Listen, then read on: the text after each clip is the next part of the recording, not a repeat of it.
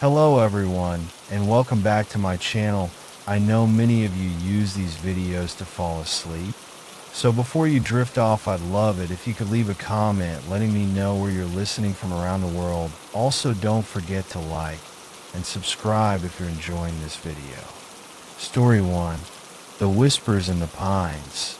The weekend getaway had seemed like the perfect solution. 5 friends: Sophie, Mark, Rachel, Lucas, and Ben were all caught up in the relentless grind of their everyday lives. Stress, deadlines, and the constant rush had worn them down. So when Mark suggested they escape to the remote cabin tucked deep in the pines for a couple of days, it felt like an opportunity to breathe. The cabin, an old wooden structure passed down from Mark's uncle, was far from the city, isolated by a dense forest of towering pines that whispered when the wind blew. It was exactly what they needed: quiet, peaceful, and far away from the noise of the world. The first night was spent around the fire, laughing and talking about everything and nothing, just as friends do when they're far from responsibility. The crisp evening air smelled of pine needles and earth, and the flickering campfire cast a soft glow on their faces. They retired to the cabin after a few hours, not a worry in the world. But it was the second night, the night the whispers began, that would change everything.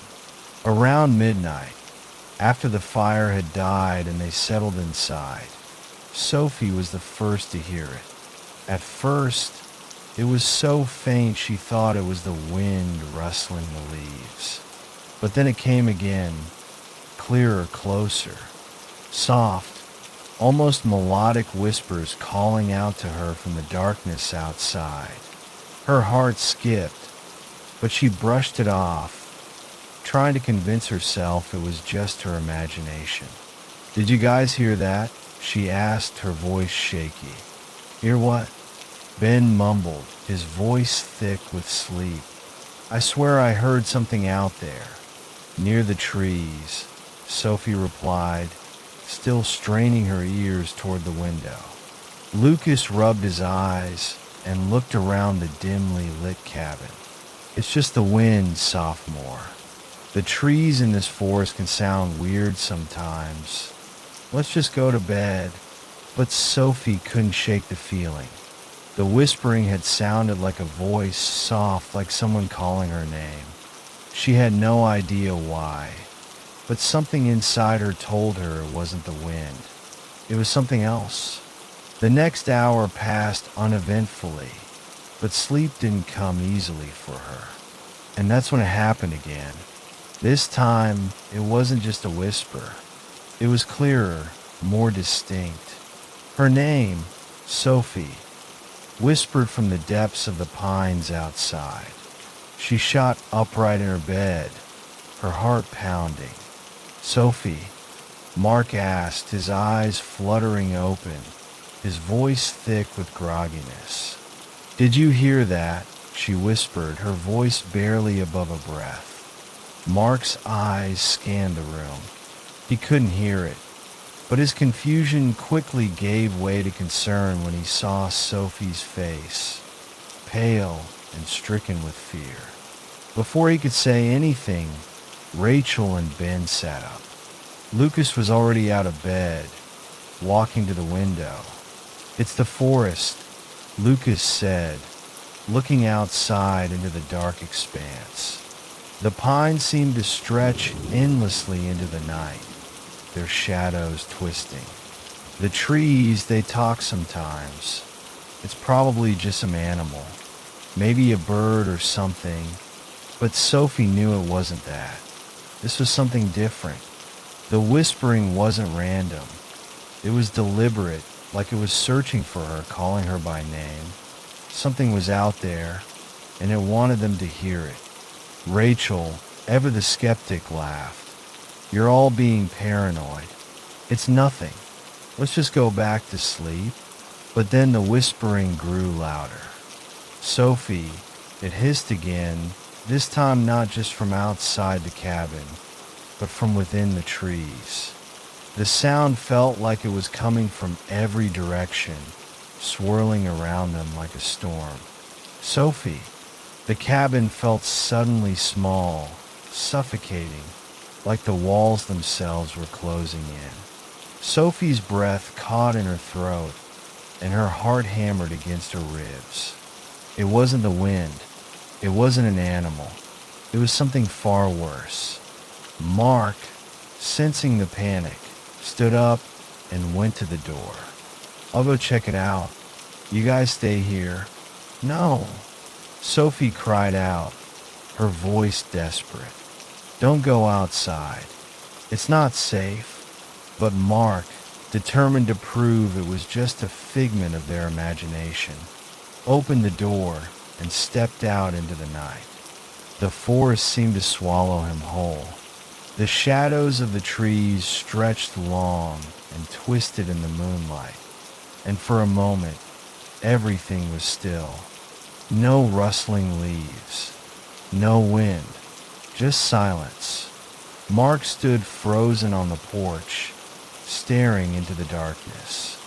He didn't move. "Mark," Rachel called from the cabin, her voice trembling. He turned slowly, his face pale, eyes wide with terror. He mouthed the words, but no sound came.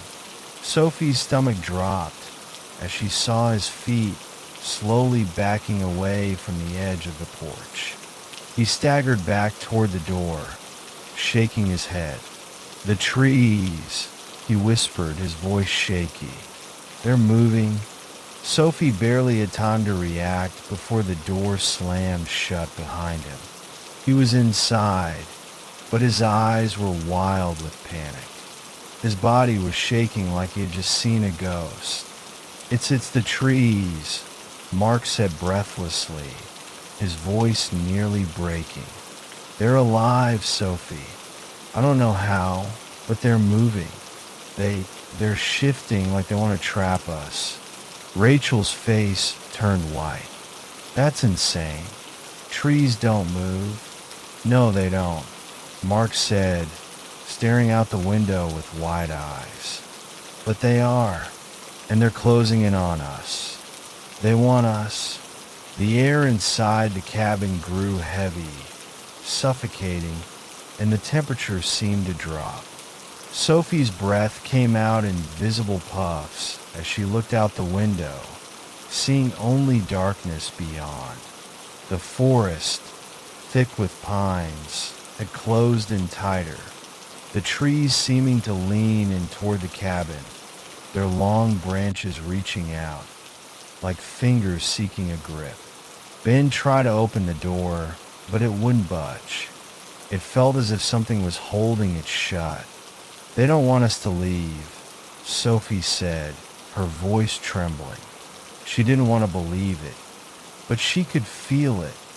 The presence in the air, the weight of the trees, the endless pressure surrounding them.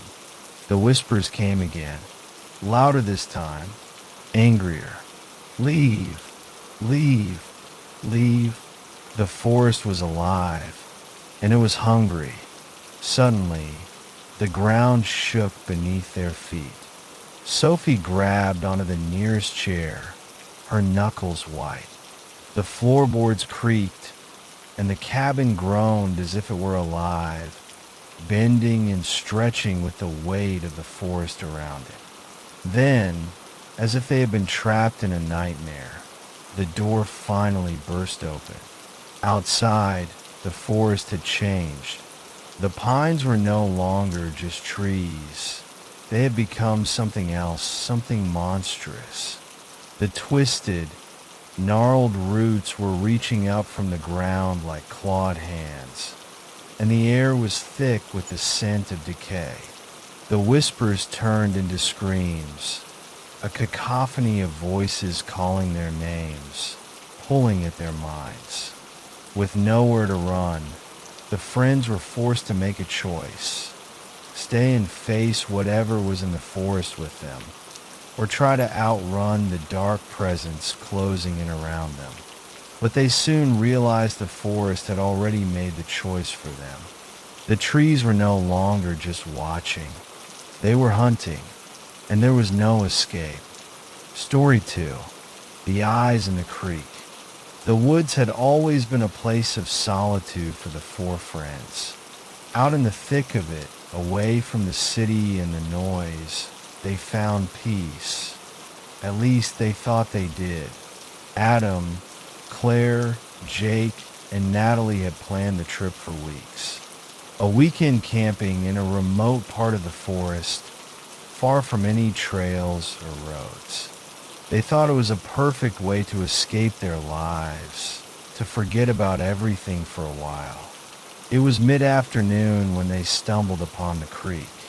They had been hiking for hours, lost in conversation and laughter, when the sound of water drew their attention. A small, shallow creek wound its way through the forest, barely more than a trickle at first. The water was oddly still, like glass. No rushing stream, no ripples. Just an eerie quiet. "This place is weird," Claire remarked, stepping closer to the water's edge. Her voice had an edge of curiosity in it, but Adam could sense an unease creeping into her tone. Jake laughed. "It's just a creek, Claire. What's so weird about it?"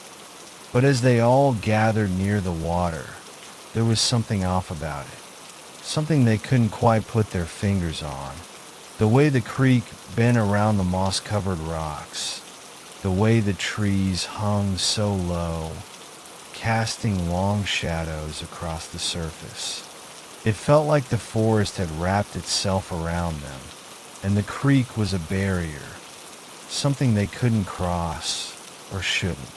As the sun started to dip, casting the forest in the dimming light of dusk, the air began to thicken. The fog rolled in, creeping low across the ground and curling around the trees. It was thick, damp, and cold, and within minutes, the whole forest seemed to disappear into it. "Let's set up camp by the creek," Natalie suggested, her voice a little distant, as if distracted by the fog that now surrounded them. The group agreed, moving to a small clearing by the water. The fog grew denser as night fell, wrapping the forest in a blanket of silence. They built their fire, the glow of it struggling to pierce the thick fog. The sound of the crackling flames was the only thing that filled the air, and even it seemed to sound far away. Then, from the creek came a soft sound, a ripple. Claire looked toward the water. Her face drained of color as she saw something. Just a pair of glowing eyes beneath the surface, faint but unmistakable. "Did you see that?" she whispered. Jake squinted through the fog, but at first he saw nothing. "See what?" "The eyes," Claire said, pointing a trembling finger toward the creek. "Right there, in the water." The others turned to look. For a moment, the water seemed still. Then the eyes appeared again, glowing faintly like distant stars. But this time, there was something unsettling about them. The longer they stared, the more the eyes seemed to shift, moving ever closer to the bank. "Maybe it's just some fish," Adam said, trying to sound nonchalant, though his voice had a strained edge to it. But then the eyes grew larger, a lot larger, and then more eyes appeared beneath the surface of the creek, appearing one after another, growing bigger and bigger. At first, there were only a few, then dozens, maybe more. It was as if the water itself had become alive, teeming with something that shouldn't be there. "Guys," "We need to go," Natalie said, her voice barely above a whisper, as if speaking louder would provoke whatever was under the water. But it was too late.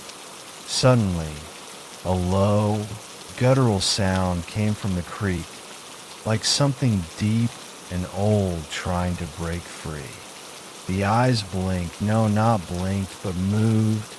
They shifted toward the bank, almost as if they were following their every move. Before anyone could react, the ground trembled beneath their feet, and with a sharp, terrifying tug, Claire was yanked forward. She screamed, but it was muffled instantly as something in the water pulled her under. The others rushed to her, reaching out, but the current was impossibly strong, and the water was no longer clear. It was black, ink-like, swirling with a vicious current that sucked her down in seconds. "Claire!" Adam shouted, reaching into the water, his hand grasping at nothing. Another pull, this time at Jake's leg. He yelped, but before he could grab hold of anything, his body was dragged into the creek, disappearing beneath the surface in a whirl of bubbles. "No!" Natalie screamed, but it was her turn next.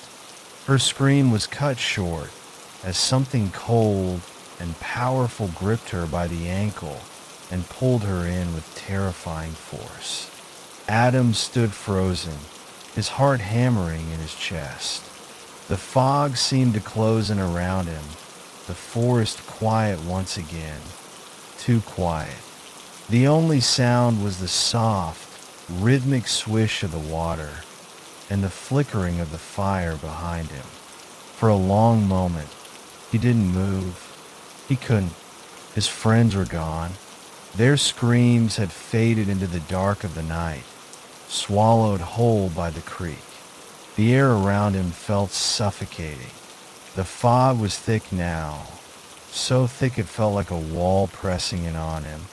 And the eyes, there were more now, hundreds, maybe thousands, all beneath the surface of the creek, watching, waiting. With shaking hands, Adam stumbled backward, his foot slipping on the wet ground. He looked toward the fire, then back to the creek, where the eyes continued to glow, more vivid now, like lanterns beckoning him. Something was coming for him, something ancient, something hungry. Without another thought, he turned and ran. The next morning, the forest was silent again. The creek lay still, calm, its water smooth like glass. There were no ripples, no signs of what had happened the night before. Only soft ripples in the water, small, almost imperceptible, as if something still moved beneath. The fog had lifted, but for Adam, the memories would remain, haunting him, just like the eyes in the creek. And the next time someone ventured too close, the creek would remember, waiting for its next victim. Story 3. The Blood Moon Ritual. The group of 5 young hikers, Sam, Erica, Jason, Lily, and Mike, had been planning their weekend trip for months. Sam had scoured maps for the most remote location possible, somewhere untouched and secluded, a place where they could escape the world. They settled on Red Hollow Forest, a dense, ancient woodland that no one seemed to know much about. The first day passed in a haze of laughter, hiking, and setting up camp by a stream. The air was crisp, the sky endlessly blue, and the trees stood tall, casting long shadows as the sun dipped low. That first night, they sat around the campfire, telling ghost stories and roasting marshmallows. There was no cell service, and they joked about how this was the perfect setting for a horror movie. Sam, the self-proclaimed skeptic, waved off the idea. "Nothing happens in real life," he said with a grin. But the second night was different. The air felt heavier, charged with something unspoken. The moon, which had been bright and silver the night before, now loomed above them, deep red and unnerving. "What's up with the moon?" Lily asked, her voice uneasy as they stared at the crimson orb through the treetops. "It's a blood moon," Jason said, scrolling through an offline astronomy app. "A lunar eclipse, I think. Pretty rare."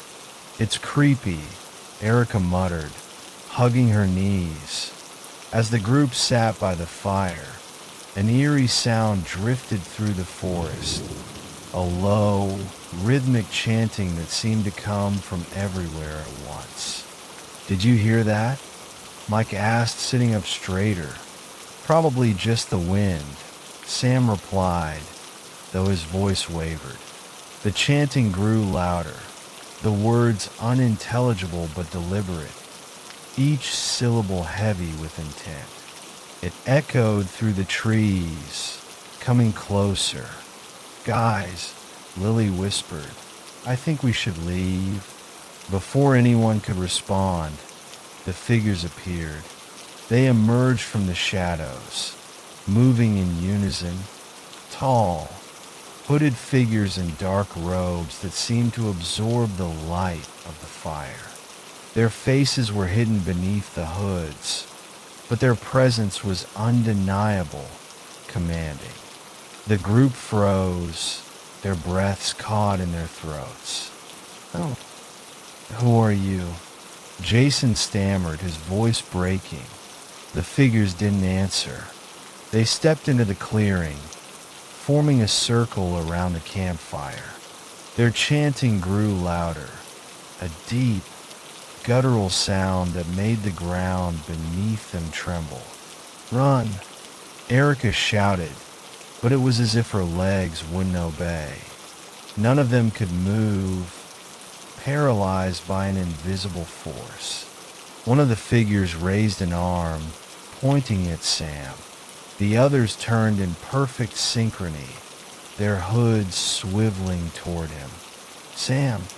Lily screamed, but it was too late. Sam's body began to lift off the ground, his arms and legs rigid as though bound by unseen chains. The figures closed in around him, their chanting now deafening. "Help me!" Sam cried, his voice hoarse with terror. Jason and Mike tried to move, but their feet seemed glued to the earth. Erica and Lily screamed, but the sound was swallowed by the forest. The figures surrounded Sam completely, their dark robes blending into the shadows. For a moment, he was visible between them, his eyes wide with fear. And then, he was gone. The figures turned their hoods toward the remaining four, as if to warn them, and then, as suddenly as they had come, they vanished into the trees. The fire sputtered out, leaving the group in total darkness. Sam's final scream echoed through the forest, fading into silence. For hours, they sat frozen in terror, too afraid to move. When dawn finally broke, they found the clearing empty, the only sign of the night's events being the scorched earth where the fire had been. They searched the forest for Sam, calling his name until their voices were raw, but there was no trace of him, no footprints, no sign that he had ever been there at all. When they finally reached the edge of the forest, they swore never to speak of what they had seen. But sometimes in the quiet of the night, they still hear the chanting, faint and distant, as if the forest is calling them back. And somewhere, under the shadow of the blood moon, Sam is still screaming. Story 4. The mirror in the woods. The Callahan family arrived at the edge of the forest just before dusk. The air was heavy with the smell of pine and damp earth, and a faint breeze rustled the leaves as the sun slipped behind the towering trees. It was supposed to be a weekend getaway, a chance to disconnect from their phones and reconnect with each other. Sam Callahan, the father, unloaded the tent while his wife, Lisa, set up the campfire. Their two kids, 16-year-old Emma and 9-year-old Charlie, ran off to explore the area, their laughter echoing through the trees. "Don't go too far," Lisa called, her voice tinged with concern. When the camp was set and the fire crackled warmly, Charlie returned with a strange object in his hands. It was an old mirror, the frame cracked and splintered, the glass cloudy and scratched. "I found this over by those logs," he said, pointing toward a moss-covered pile of timber near the campsite. "Creepy," Emma said, wrinkling her nose. Sam took the mirror from Charlie and turned it over. The reflection was faint but visible. Himself, the fire, and the surrounding trees. But something felt off. "Just some old junk left behind by the loggers," Sam said, setting it face down on the ground. "Probably not safe for you kids to play with. It could break." That night, as they sat around the fire, Emma noticed something strange. "Dad, the mirror, it's glowing." Everyone turned to look. The mirror, lying where Sam had placed it, emitted a faint, silvery light. "Probably just catching the firelight," Sam said, though his voice wavered. But it wasn't the fire. When Lisa picked up the mirror, the reflection inside wasn't their campsite. The trees and the glass were darker, gnarled and twisted. The fire burned a sickly green, and faint shapes moved between the trees, shadowy figures with hollow eyes. "Is this some kind of trick?" Lisa asked, looking at Sam. He shook his head, his mouth dry. "It's just a reflection." But the longer they stared, the more the reflection seemed to shift. A tree branch moved where no wind stirred. The shadows grew larger, pressing closer to the mirror's surface. "Put it down, Mom," Emma whispered, her voice trembling. Lisa placed the mirror back on the ground, face up this time, and they tried to shake it off as a strange illusion. But the unease lingered, wrapping around them like the thickening night. The Callahans retreated to their tents as the fire died down. The forest around them was silent, unnervingly so. Not a single cricket chirped, and even the wind seemed to hold its breath. In the middle of the night, Emma woke to a faint sound, a tapping, like knuckles against glass. She sat up, her heart pounding, and peeked outside her tent. The mirror was glowing again, brighter this time, casting eerie shadows across the campsite. "Dad," she hissed. Sam emerged from his tent, groggy and annoyed. "What is it?" Emma pointed. The mirror's surface rippled like water, and the twisted forest in the reflection was now more vivid than ever. The shadows weren't just moving, they were watching. Before Sam could respond, Charlie screamed. He had been standing near the mirror, his small face pale in the eerie light. "I saw something," he cried. "It's in the trees." Sam grabbed a flashlight and shone it into the woods. Nothing. Just the same dense forest they'd seen when they arrived. But when they looked back at the mirror, their reflections were gone. A low hum filled the air, growing louder and louder until it vibrated in their bones. The light from the mirror flared, blinding them for a moment, and when it faded, the world around them had changed. The forest was no longer the one they knew. The trees were blackened and twisted, their bark slick with something that looked like tar. The ground squelched underfoot, and the air smelled of rot. "Where are we?" Lisa whispered, clutching Charlie to her side. "The mirror," Sam said, his voice barely audible. "It brought us here." They turned back to the mirror, now lying in the dirt.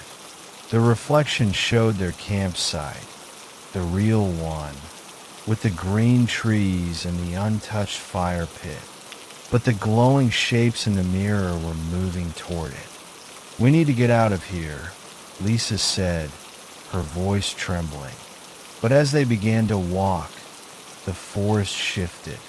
The paths they had come down twisted in endless loops, leading them back to the same spot. The trees seemed to lean closer, their branches clawing at the air. Emma screamed as a branch grazed her arm, leaving a deep scratch that oozed black. "It's alive," she cried.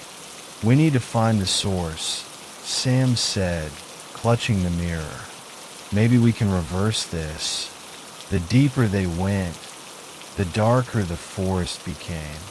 The air grew heavier, pressing against their lungs. The trees whispered now, soft voices in a language none of them could understand. Finally, they stumbled into a clearing. At its center stood a massive tree, its bark covered in glowing runes. Embedded in its trunk was a mirror identical to the one they had found. "This is it," Sam said. As they approached, the tree seemed to groan, its branches reaching down toward them.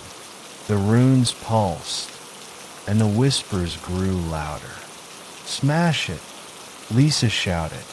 Sam raised the smaller mirror and hurled it at the larger one. The glass shattered, and a deafening scream tore through the clearing. The forest trembled, the ground splitting beneath their feet. The next thing they knew, they were back at their original campsite. The mirror was gone, and the forest was silent once more. But as they packed up to leave, Emma noticed something in the dirt, a single shard of glass, faintly glowing. And in its surface, the twisted forest waited. Story 5. The Cursed Log. The forest was ancient, with trees that seemed to touch the clouds and a silence that felt heavy, almost sacred. Jack, Mia, Kyle, and Rachel were thrilled about their weekend escape from campus life. They wanted adventure, something different from their usual routine of late-night cram sessions and crowded dorm parties. The brochures said this forest was one of the oldest in the region, untouched by modernization. It felt perfect for their hiking trip. The sun was high when they stumbled upon it. The log was enormous, a moss-covered titan partially buried in the earth, as though it had fallen centuries ago and the forest had grown around it. Its bark was gnarled and blackened, unlike any tree they'd seen in the area.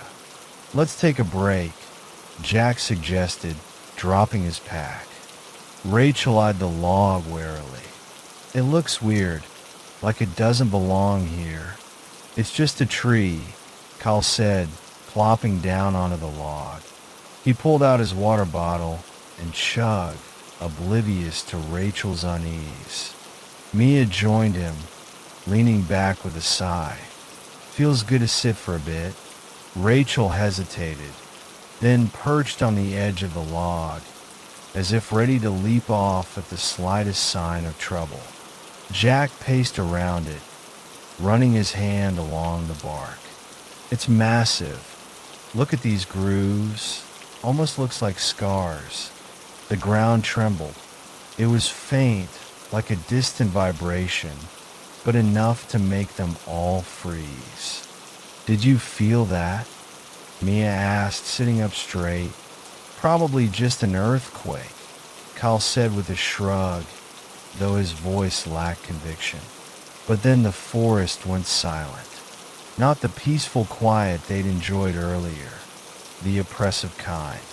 No wind, no birds, no rustling leaves.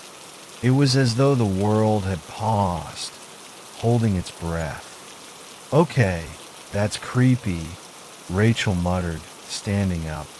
"Let's keep moving." Jack nodded. "Yeah, let's." A deep, guttural growl echoed through the woods. They all froze, eyes darting toward the dense trees. "What the hell was that?" Mia whispered, clutching her pack. "Probably an animal," Kyle said, though his voice shook. "No way," Jack said. "That didn't sound like any animal I've ever heard." The growl came again, closer this time. "Let's go," Rachel said, her voice firm. They grabbed their packs and hurried down the trail, but the uneasy feeling clung to them. The forest seemed darker, the trees closer together. It felt like the path had changed. By nightfall, they were still walking, even though the trail should have led them to the clearing where they'd planned to camp. Exhausted and disoriented, they decided to set up their tents in a small clearing they found. As they ate in uneasy silence, the growling returned, this time from multiple directions. "Okay, I'm officially freaked out," Mia said, gripping her flashlight. Kyle tried to laugh it off. "We're probably overthinking it. Let's get some sleep and head out first thing in the morning." But none of them slept well. When morning came, Jack was gone. His tent was empty, his pack untouched. There were no signs of a struggle, just his absence. "Jack!" Rachel screamed, her voice echoing through the trees. They searched the area, calling his name, but the only response was the eerie silence. "We need to leave," Rachel said, her face pale. Kyle and Mia agreed, hastily packing up their gear. But as they tried to retrace their steps, the forest seemed unfamiliar. The landmarks they remembered, rocks, streams, bends in the trail, were gone. The trees seemed to shift when they weren't looking, rearranging themselves like pieces of a puzzle they couldn't solve. And then they saw it. The log. It was there in the middle of the path, even though they'd walked for hours to get away from it. "That's not possible," Mia said, her voice trembling. "It's following us," Rachel whispered, her eyes wide with terror. Kyle shook his head. "It's just a coincidence." But even he didn't sound convinced. The ground trembled again, more violently this time, and the growling returned, louder and closer. Shadows moved between the trees, too fast and too large to be animals. The log seemed to pulse, the grooves in its bark writhing like living veins.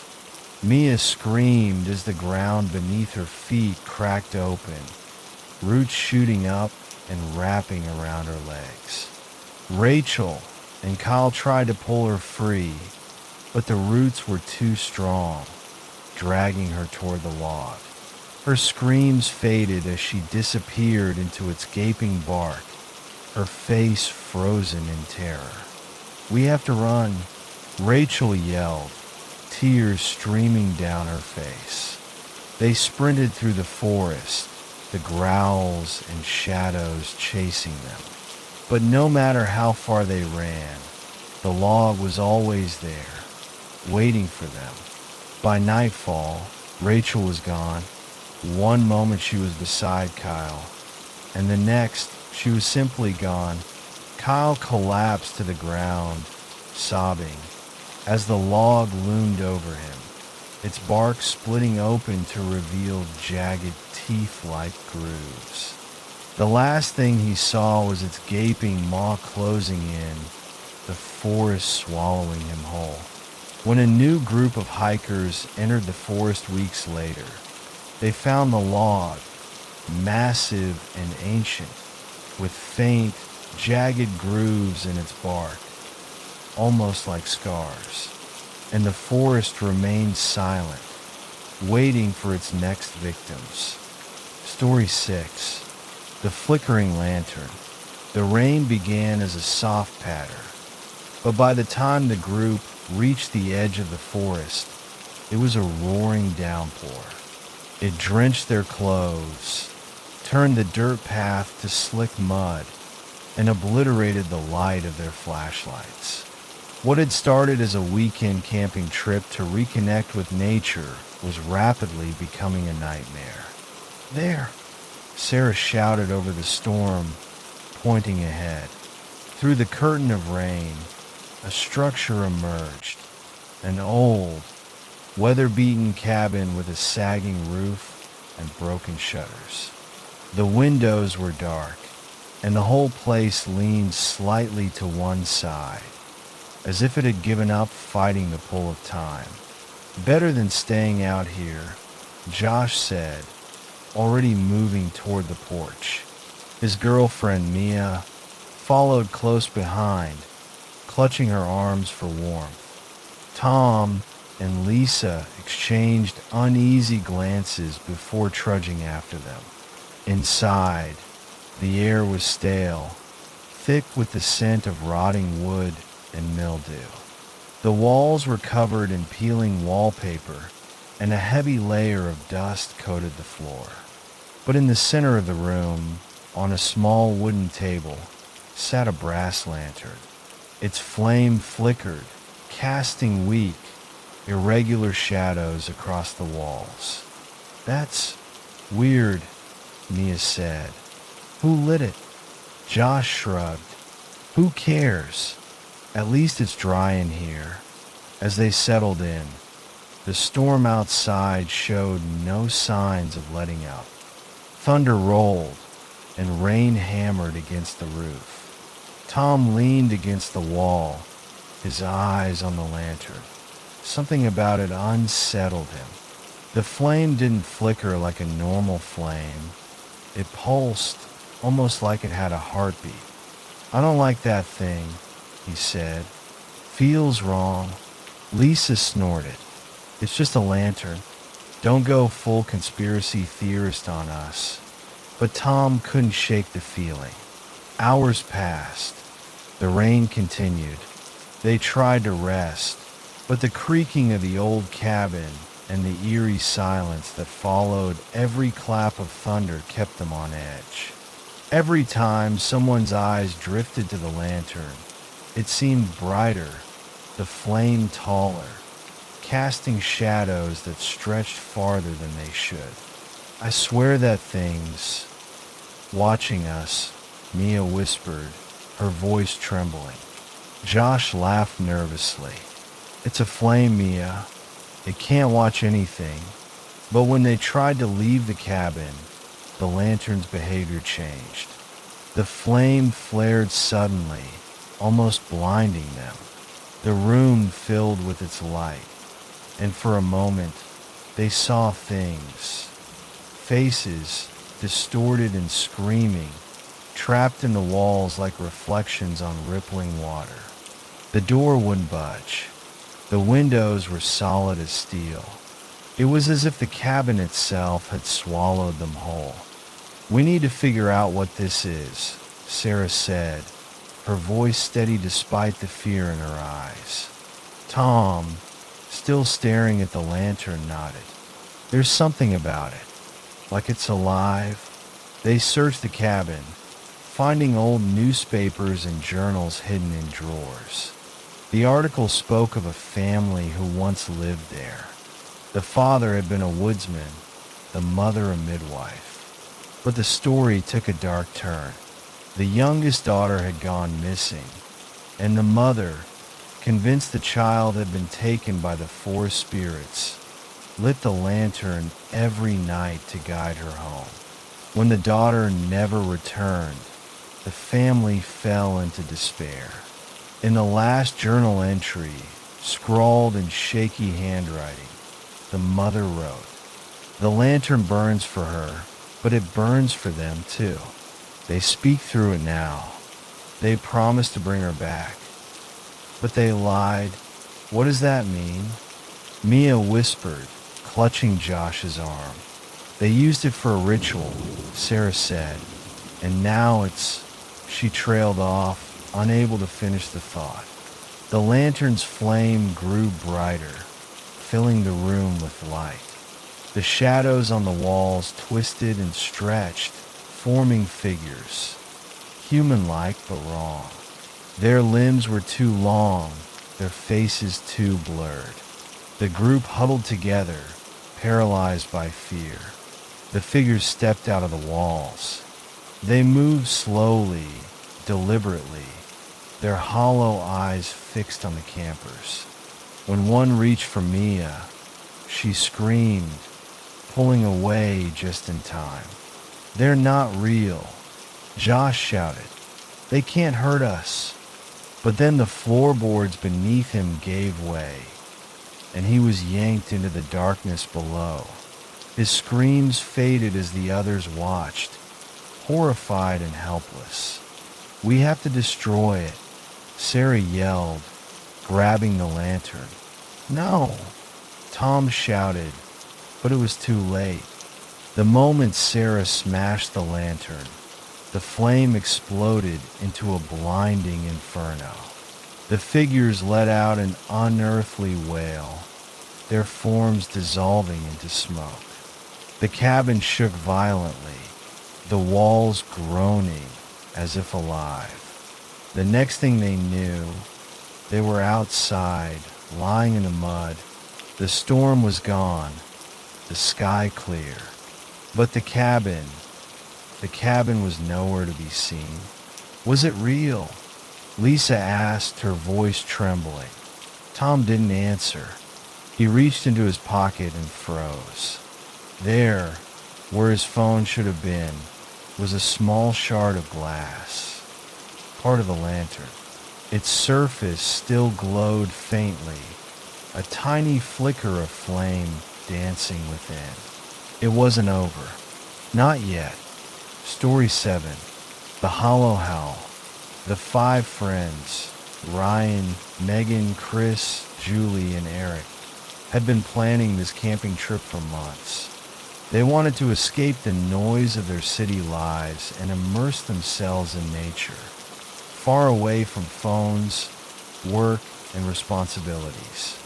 Eric, the self-proclaimed adventurer, had suggested the remote spot deep in the woods, miles away from the nearest trailhead. "This is it, guys," Eric said as he planted the first tent peg into the ground. The sun was just dipping below the tree line, casting long shadows that stretched like fingers across the forest floor. The air was cool, the scent of pine and damp earth heavy around them. By nightfall, a fire crackled in their makeshift pit. They passed around marshmallows and swapped embarrassing stories from their college days. Laughter echoed through the trees, but the forest didn't echo back.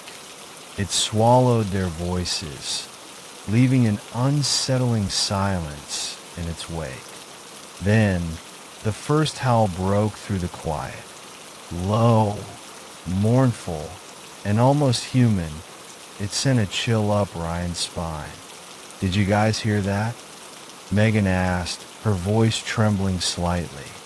"Probably just a coyote," Eric said, though even he sounded uncertain. "No," Julie whispered, staring into the darkness. "Coyotes don't sound like that." The howl came again, louder this time, It wasn't just mournful, it was desperate, like a scream trapped in a throat. The friends fell silent, the crackling fire suddenly too loud in the oppressive stillness. "I'm gonna check it out," Eric said, standing abruptly. "You're kidding, right?" Julie grabbed his arm.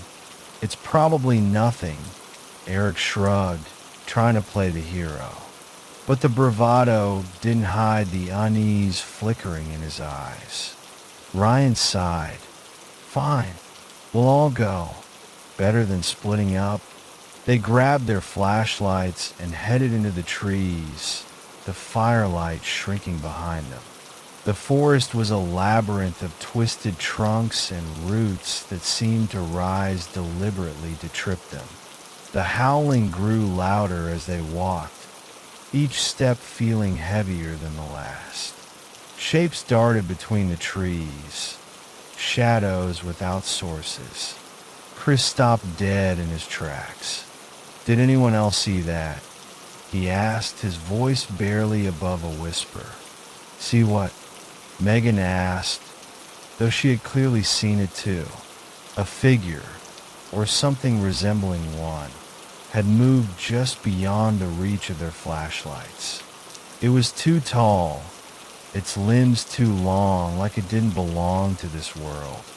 The howl came again, this time so close that it seemed to vibrate the ground beneath their feet. "It's coming from up ahead," Eric said, though his voice lacked its earlier confidence. "No," Julie said, taking a step back. "We need to turn around. Now." Before anyone could respond, the forest seemed to shift. The trees around them creaked as if alive, their branches bending unnaturally toward the group. The path they had taken vanished behind them, replaced by more trees, denser, darker. "We're lost," Megan whispered, her voice cracking. "Keep moving," Eric shouted, panic now seeping into his tone. The howling grew frantic, almost like a plea. It wasn't just one sound anymore. It was many. The friends stumbled into a clearing, their flashlights catching glimpses of something horrifying. Claw marks etched deep into the trees, as though something massive had tried to escape. In the center of the clearing stood a massive, ancient tree, its gnarled trunk twisted and blackened as if burned. The howling seemed to come from within it, vibrating through the air like a live wire. "What the hell is that?" Chris asked, his voice barely audible. "I think," Megan began, but her words caught in her throat. The tree's bark seemed to move, shifting like a living thing. Then they saw it. Faces, dozens of them, contorted in agony, pressed against the tree's surface. Human faces, their mouths open in silent screams. The howling grew louder, a cacophony of despair that pierced their ears. "Run!" Ryan screamed, but it was too late. The ground beneath them rippled like water, and roots shot up, wrapping around Chris's legs. He was yanked down with a scream, disappearing into the earth as though the forest itself had swallowed him. "Chris!" Julie shrieked, clawing at the ground where he had stood. "We need to get out of here," Eric shouted, dragging her to her feet. The remaining four ran blindly through the forest, but the trees closed in around them, their branches reaching like skeletal hands. Shadows danced at the edges of their vision, shapes that were neither animal nor human. The howling never stopped, growing more frantic, more urgent, as if the forest itself was alive and starving. By the time they found their way back to the campsite, the fire was out and the tents were gone. All that remained were clawed up patches of dirt and a faint, sickly smell of decay. "We're trapped," Megan whispered, her face pale. "No," Eric said, his voice trembling. "We'll find a way out. We just have to keep moving." But the forest had other plans. The howling returned, closer than ever. From the shadows, a figure emerged, a tall, twisted thing, its eyes burning with an unnatural light. It wasn't an animal, but it wasn't human either. It opened its mouth, and the howl spilled forth, shaking the trees and their very souls. The last thing Ryan saw before the darkness consumed him was the tree, the ancient, hungry tree, and the faces in its bark, one more familiar than the rest. Chris. He was part of it now, and soon they all would be. Story 8. The moonlit figure. The forest was still, wrapped in an unnatural silence. 6 campers, all college friends, had chosen this isolated patch of the woods for their weekend adventure, eager to escape the noise of the city. Their campfire flickered weakly against the oppressive darkness, barely illuminating their nervous faces. "This is perfect," Matt said, breaking the silence. He tossed another log onto the fire, sparks flying into the cold night air. "Yeah, if you like being miles away from civilization," Jenna muttered, pulling her jacket tighter. "Come on," Sarah said, nudging her friend. "It's just one night. We'll tell ghost stories, roast marshmallows, and tomorrow we'll laugh about how scared we got. Let's hope it's just the stories that scare us," Ethan joked, though his voice carried a hint of unease. As the night wore on, laughter gave way to quiet conversation, then to silence. The woods pressed in on them, a vast expanse of shadows and whispers. The moon, full and bright, hung low in the sky, but curiously didn't seem to touch their camp. It was as if their spot had been carefully avoided by its silvery light. Then they saw her. At first, it was subtle, a faint shimmer between the trees. Sarah was the first to notice, her breath catching in her throat. "Do you see that?" she whispered, pointing. The others turned, squinting into the dark. A woman stood just beyond the firelight, her long, white dress glowing faintly as if catching light from some unseen source. Her hair hung in soft waves around her pale face, her posture still and serene. "Is she lost?" Jenna asked, her voice trembling. "She doesn't look lost," Ethan replied, his eyes fixed on the figure. "She's just standing there." Matt rose to his feet, brushing dirt from his jeans. "Hey," he called out. "Are you okay? Do you need help?" The woman didn't answer. Instead, she stepped closer, her bare feet silent on the forest floor. Her face remained downcast, her hair obscuring her features. "I don't like this," Jenna murmured, gripping Sarah's arm. "Let's go see if she's all right," Matt said, ignoring the unease in his gut. He took a step forward, and the others reluctantly followed, the fire crackling behind them. As they approached, the woman finally raised her head. Her face was hollow, her eyes empty black voids that seemed to pull at their very souls. Her lips moved soundlessly, as if she were trying to speak, but had forgotten how. "Stay back," Ethan whispered, his voice cracking. But it was too late. The woman reached out a delicate hand toward Matt, her fingers impossibly long and thin. He froze, his breath hitching as her touch brushed his arm. His eyes glazed over, his body stiffening as if all the life had been drained from him. "Matt!" Sarah screamed, grabbing his shoulder, but he didn't respond. The woman's sorrowful gaze locked onto Sarah, and she found herself unable to look away. One by one, the campers fell under her spell, their movements sluggish, their eyes vacant.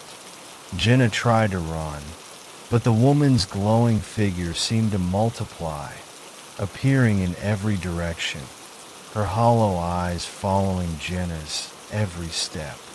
Ethan was the last to succumb. He stumbled backward, tripping over a root, his heart pounding as the woman loomed over him.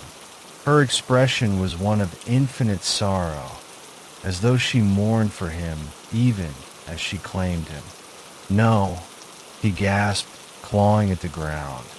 With a sudden burst of adrenaline, he scrambled to his feet and bolted into the woods. The trees blurred around him, their twisted branches clawing at his clothes and skin. He didn't stop running until the first rays of dawn pierced the darkness. When he finally collapsed onto the forest floor, gasping for air, he dared to glance behind him. She was gone. For a moment, Ethan thought he was safe. But as he stumbled into the small ranger station at the forest's edge, he caught a glimpse of his reflection in the glass door. Behind him, faint but unmistakable, was her face. She was still following, and she always would. Story 9. The Voices in the Wind. The forest stretched out like an ocean of shadows, endless and impenetrable, with a silence that seemed to hum with anticipation. The group of friends, Sarah, Mike, Ethan, and Jess, had chosen this forgotten place for their weekend hike, eager to explore something far from their ordinary lives. No cell service, no people, no distractions, just the woods and their own adventurous spirits. By the second night, they'd grown accustomed to the stillness. It was almost soothing. Their campfire crackled cheerfully in the clearing, casting flickering light on their tired faces. The scent of burning wood mingled with the dampness of the forest, and for a moment, everything felt perfect, until the wind shifted. It was subtle at first, a low murmur that seemed to ripple through the trees. Jess paused mid-laugh, her marshmallow hovering over the flames. "Did you hear that?" she asked, her voice a tight whisper. "Hear what?" Ethan said, smirking. She tilted her head, listening. And then they all heard it, a faint whisper carried on the breeze. The words were indistinct, like someone speaking from the depths of a dream. "Probably just the wind," Mike said, though his hand tightened around the stick he'd been using to poke the fire. "But the wind doesn't say names." Sarah's head snapped up. "Did you hear that?" It sounded like my name." They froze, the laughter and warmth of the fire suddenly distant. The whisper came again, this time clearer, more deliberate. It called each of their names in turn, soft, beckoning, and completely inhuman. "I'm not imagining this, right?" Jess whispered, her voice trembling. "No," Mike said. "We're all hearing it." Ethan, always the skeptic, rolled his eyes. "It's just wind through the trees. Sound carries weird out here. Let's not freak out over nothing." But the wind didn't feel like nothing. As the night deepened, the voices grew more persistent, more insistent. They seemed to come from all directions, weaving through the branches like invisible threads. The forest itself seemed to pulse with life, the trees groaning and creaking as if shifting under the weight of some unseen presence. "I don't like this," Sarah said, standing close to the fire. "Maybe we should pack up and leave in the morning." "Why not now?" Jess asked. Mike shook his head. "We're miles from the car. Walking in the dark isn't safe. Let's just stick together and wait it out." The others nodded reluctantly, but none of them slept that night. By dawn, the forest felt different. The trails they'd hiked the day before were gone, replaced by dense undergrowth and trees that seemed too close together. The familiar landmarks, a jagged rock, a fallen log, had disappeared, as if the forest had swallowed them whole. "We're lost," Jess said, her voice barely above a whisper. "No, we're not," Ethan snapped, though his confidence wavered.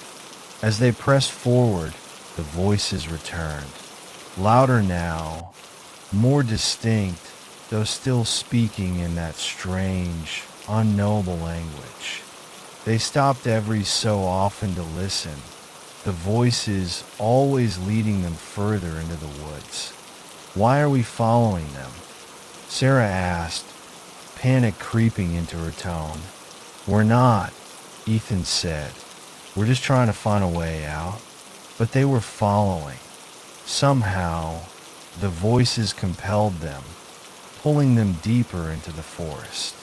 And the trees, those ancient, twisted sentinels, seemed to shift and rearrange, forming paths that led nowhere. Jess stopped suddenly, pointing ahead. "Do you see that?" In the distance, just beyond the reach of the morning light, stood shadowy figures. They were tall and still, their forms barely visible through the mist. "People?" Mike asked, his voice hopeful. "No," Sarah said, shaking her head. "They're not people." The figures didn't move, but their presence was oppressive, as if they were watching, waiting. The group hesitated, the weight of fear pressing down on them like a suffocating blanket. As the day wore on, exhaustion set in. Their water ran low, and the endless maze of trees seemed to stretch on forever. The voices grew louder, more urgent, and the figures appeared closer each time they turned a corner. By nightfall, the forest was alive with whispers. The fire they managed to build seemed feeble against the encroaching darkness. Do you think they're trying to trap us?" Jess asked, clutching her knees. "Maybe they already have," Sarah whispered. Ethan stood abruptly, his face pale. "I'm not sitting here waiting to die. I'm finding a way out."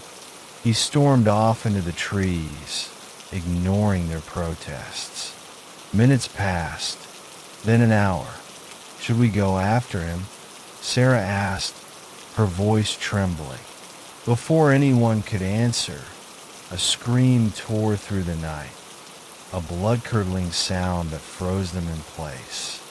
It was Ethan's voice, but it ended abruptly, as if cut off by an unseen force. The group huddled together, too terrified to move. When dawn came, they found no sign of Ethan, only a trail of broken branches and disturbed earth that led deeper into the woods. The voices were different now, angrier, more frantic. The shadowy figures closed in, no longer content to watch from a distance. And the forest itself seemed to breathe, its roots shifting beneath their feet, its branches reaching out like skeletal hands. By the third night, there was no escape. One by one, the friends disappeared into the trees, their screams swallowed by the forest. And the voices? They faded into the wind, waiting for the next group of wanderers to answer their call. Some forests are forgotten for a reason. Story 10. The tree that knows your name. The forest seemed alive from the moment they arrived, though none of them said it aloud. It was the way the trees swayed in a breeze that didn't quite touch their faces, the way shadows pooled unnaturally between the towering pines. But they were college kids out for a weekend of adventure, and a little unease wasn't going to ruin their trip. Perfect spot, Jake declared, dropping his backpack with a thud. He was always the loudest in the group, always the one pushing boundaries. The others, Anna, Tom, and Beth, weren't so sure. They exchanged glances as Jake started clearing a space for their tents near the largest tree any of them had ever seen. The tree was massive, ancient. Its trunk was wide enough that all four of them holding hands couldn't have wrapped around it. Moss clung to its surface like a second skin, and its roots twisted out of the ground like the gnarled fingers of an old man. It wasn't just big, it was intimidating. Looks like something out of a fairy tale, Anna said, her voice soft. More like a horror story, Beth muttered, shivering despite the warm evening. Jake laughed. Come on, it's just a tree. What's it gonna do? Fall on us? He pulled out his pocket knife and strode over to the trunk. Jake, don't. Tom started, but Jake was already carving. The blade bit into the bark with a sickening crunch, and Jake grinned as he etched his initials, JD, into the wood. Jake, that's messed up, Beth snapped. What if it's protected or sacred or something? Relax, Jake said, stepping back to admire his work. It's just a tree. The moment he finished, a low groan rippled through the air, like the sound of an old house settling, or something waking up. The friends froze. Did you hear that? Anna whispered. Probably just the wind, Jake said, though his voice wasn't as confident as before. But there was no wind. That night, as they sat around the campfire, the atmosphere grew heavier. The air seemed to press down on them, and the fire crackled with an unnatural intensity. Jake kept glancing over at the tree, shifting uncomfortably. Feel like it's watching us, he muttered, more to himself than anyone else. Anna frowned. Trees don't watch people, Jake. Yeah? Then why do I keep seeing? He stopped mid-sentence, his eyes wide. What? Beth asked, her voice sharp. Jake pointed at the tree. I saw something. A face. In the bark. Tom laughed nervously. You're freaking yourself out, man. Let's just get some sleep. Reluctantly, they crawled into their tents. The forest fell eerily silent, the kind of quiet that presses against your eardrums and makes your own heartbeat seem deafening. Jake's screams woke them in the middle of the night. Anna scrambled out of her tent, flashlight in hand. The beam caught Jake standing by the tree, his arms pinned to his sides by branches that had twisted down from the canopy. Help me, he cried, his voice ragged. The others rushed forward, pulling at the branches, but they were like iron, unyielding and cold. As they struggled, the tree groaned again, louder this time. The bark where Jake had carved his initials began to pulse, the letters glowing faintly. What the hell is happening? Beth screamed. The tree's roots began to move, snaking across the ground toward the others. One wrapped around Anna's ankle, tugging her down. She screamed as she tried to kick it off, but it tightened, cutting into her skin. "It's alive!" Tom shouted, grabbing a stick and hacking at the roots.